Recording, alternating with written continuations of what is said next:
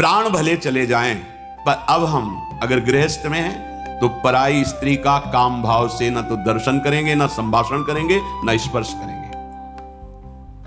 अगर आपको सुमति बढ़ानी है, संपत्ति बढ़ानी है, सुख में निमग्न होना है, दुख से बचना है, तो प्रार्थना मान लीजिए ये खिलवाड़ नहीं है। पर स्त्री गमन सीधे दुर्गति है। जो कानून है वो कानून है, ये भगवत कानून है, वैदिक सिद्धांत है। और हमारा मन जब तक सिद्धांत से नहीं चलेगा तब तक भले कोई बाहर दंड दे ना दे, हमारा हृदय हमको दंड देगा, जलाएगा। ऐसी परिस्थिति पैदा होगी कि आप जलते रहोगे बिना किसी कारण के।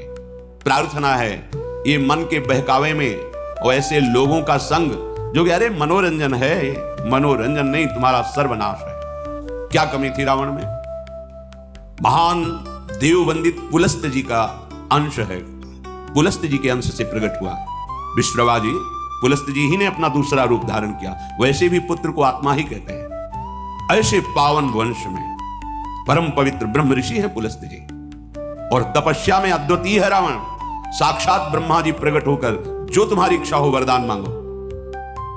उत्तम कुल में प्रकट हुआ, ब्राह्मणत्व जहां छाया हुआ है, ऐसे ऐसे पिता से, जहां तपस्या का धनी है और बुद्धिमान समस्त वेदों का पारंगत है। साधारण नहीं है, असाधारण है। शिव आराधना अपने प्राणों की भी आहुति देने के लिए तैयार है। इष्ट देव भगवान शंकर के लिए कई बार अपने शीश उतार कर चढ़ाए, कई बार अपने भुजाओं में झूला झुलाया। कैलाशपति भगवान शिव को मैं कैलाश सहित बलशाली चलत दशानन डोलत अवनी, जहां पृथ्वी में चरण रखता तो झुक जाती धरती, जिस लोक में जाके भुजा ठोक देता लोकपाल भयभीत हो जाते। क्या वैभव में कमी थी उसके? सोने की लंका थी। पर स्त्री गमन का स्वभाव एक भयानक दोष, पर स्त्री गमन का स्वभाव उसका सर्वनाश कर दिया, सर्वनाश कर दिया इसी स्वभाव ने। और उसमें जो भी आप ढूंढो सब कुछ मिलेगा उसमें। बहुत ही प्रवीण, बहुत ही बलशाली, प्रताप, सब कुछ था। एकमात्र दोष, आग लग गई पूरे वैभव में, पूरी उसकी पवित्रता में। और बंदर पैरों से खोपड़ी ऐसे जैसे फुटबॉल ऐसे मारते थे। मंदोदरी रो के कह रही थी, राम विमुख असहाल तुम्हारा। भगवत विमुख होने के कारण ये दोष तुम छोड़ नहीं पाए। हम तुम्हें बार बार पैर पड़ के समझाती रही, और आज तुम्हारी ये दशा है कि तुम्हारे कुल में कोई रोने वाला नहीं। शब्द याद कर लो। ये परिस्त्री गमन, ये बहुत बड़ा अपराध है, जिसे आज लोक व्यवहार में एक मनोरंजन माना जाता है, चाहे वो परिस्त्री गमन हो या परपुरुष गमन हो। स्विंग ट्रेडिंग के लिए अपॉर्चुनिटी है, पर कैपिटल भी कम है। धन के मार्जिन ट्रेडिंग फैसिलिटी से सावधान हो जाओ, तुम्हारे पुण्य क्षीण हो जाएंगे।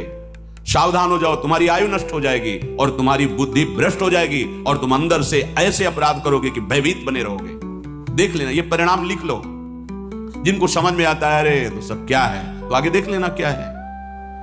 अगर कुमति को दबाकर सुमति को बढ़ाना है तो नियम ले लो, चाहे प्राण निकल जाए, पर पराई जिसका हम पाणी ग्रहण किए उसके सिवा किसी और स्त्री के साथ काम संबंध नहीं। अगर ये नियम निर्वाह कर ले गए तो बहुत कुछ जीत जाओगे, क्योंकि सबसे बड़ा शत्रु यही काम है। ये बड़े बड़े ज्ञानियों का भी वैरी है, फिर साधारण पुरुषों की तो बात जाने दो। पर नियम में बड़ी सामर्थ्य है। अगर ऐसा नियम ले लिया जाए तो निर्वाह हो सकता है। नाम जब कर रहे हैं आप में सामर्थ्य आ जाएगी। प्राणांते भी, प्राण त्याग सकता हूं, पर ना संगतिम, पर मैं किसी स्त्री का, पराई स्त्री का ऐसा संयोग नहीं कर सकता।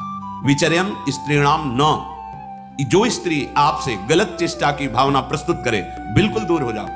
वो भगवान की माया से मोहित होकर आपको भ्रष्ट करना चाहती है, या जो पुरुष आपको ऐसा, तो आप कभी ये ना सोच ले कि बहुत सुंदर है हमें सुख मिलेगा। नहीं, आपके सुकृत नष्ट हो जाएंगे। ये घटना देखी हुई कहते हैं। नया ब्याह हुआ था, बड़ी सुंदर जोड़ी, बहुत हष्ट पुष्ट, बड़े जमींदार ब्राह्मण थे। बस मन को यदि हम प्रभु में नहीं लगाएंगे तो ये भोगों में संतुष्ट होगा ही नहीं, क्योंकि वहां कुछ है नहीं। हर क्रिया के बाद नवीन आशा, नवीन आशा, नवीन, फिर नवीन पुरुषों की आशा या नवीन स्त्रियों की आशा। इसका स्वभाव ऐसा है, ये नवम नवम भोगना चाहता है, क्योंकि सुख है नहीं।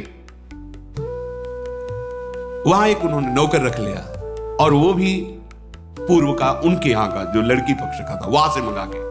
शायद उसने शर्त रखी होगी कि वहां से रख लो, अब जैसा भी हो। अब वो वहां रहने लगा। अब उससे एक पुत्री प्रकट हुई, ना मां की आकृति ना पिता की आकृति। तो पिता को लगा कि तो उसने पूछा कि आप नाराज मत हो ना, पर मुझे लगता है कि क्या आपका आचरण गलत है क्या? नहीं, ऐसा कुछ नहीं। पर वो प्रवीणता अपनी बुद्धि से समझ गई कि हमें लगता है ये हमें इस बात में दंड देंगे, जान चाय में जहर मिला करके उसको दे दिया पति को। अब वो पधार गया तो उनके जो पिता थे वो पक्का प्रमाण हो गया किसी ने दिया है। उसने अपनी सारी संपत्ति आवेश में, क्रोधावेश में एक क्षत्रिय बलवान जो परिवार था उसके नाम कर दी। ऐसी दुष्टा को बिल्कुल हम अपनी चाहे भीख मांग के खा लें, अपनी जमींदारी नहीं देंगे। इधर ये हुआ, उधर वो पकड़ गई पुलिस से, बात उसने स्वीकार की, उसको जेल हुआ। बच्चे भीख मांगने लायक जो छोटे छोटे, पूरा परिवार नष्ट। पति जहर से नष्ट हुआ, वो जेल में, बच्चे ऐसे, पूरी जमींदारी दूसरे की, सर्वनाश। कभी कहीं किसी का मंगल नहीं हो सकता। अगर आपको अभी मौज मस्ती लग रही हो ना, ये तो सुनने को आ रहा है, हमारा तो कुछ नहीं, पुण्य चल रहा है, पुण्य छीण होने दो, जल्दी पुण्य छीण होने दो, फिर तुम देखना जब तुम्हारा हिसाब आएगा तब तुम्हें समझ में आएगा कि शास्त्र में जो लिखा है वो सत्य लिखा है। सब अनुभव करके देख लो। शास्त्र विरुद्ध आचरण तुम्हें भयभीत रखेगा। जिसके सामने नहीं झुकना चाहिए उसके सामने झुकना पड़ेगा, तुम्हें क्या क्या देखना पड़ेगा। इसलिए विश्वास कर लीजिए, भले प्राण चले जाएं, प्राणांतेपि न संगतिम विचरयन्। किसी किसी नीच बुद्धि आ जाती है, पूरे परिवार का नाश हो गया। कितना मंगलमय जीवन चल सकता है, कितने प्यार से दोनों रह सकते हैं, कितना भजन करके पूरे परिवार का उद्धार किया जा सकता है। अतिथि सेवा, साधु सेवा, गुरुजनों की, माता पिता की सेवा, धर्माचरण और फिर भागवतिक प्रसन्नता के लिए संतानोत्पत्ति आदि। बड़ा मंगलमय गृहस्थ धर्म है। गृहस्थ धर्म का मतलब है एक परकोटे के अंदर रह करके शत्रुओं पर विजय प्राप्त करना, और विरक्त का मतलब खुले मैदान में ललकार करके शत्रुओं को परास्त करना। तो आदेश कर रहे हैं, विचरयन स्त्री नाम न तत्संगी नाम। जो पुरुष आपके पास बैठकर गंदी बातें सुनाता हो, गंदे दृश्य दिखाता हो, गंदी चेष्टाओं का परिचय कराता हो, ऐसे पुरुष का त्याग और ऐसी स्त्री का त्याग जिसके संग से आपका अपना धर्म नष्ट हो जाए, बिल्कुल नहीं। सावधान। अगर भूल हो गई है तो आज से सावधान हो जाओ। अब लो नशानी, अब ना नशई हो। प्रार्थना मान लो, ना इस लोक में सुख मिलेगा ना परलोक में।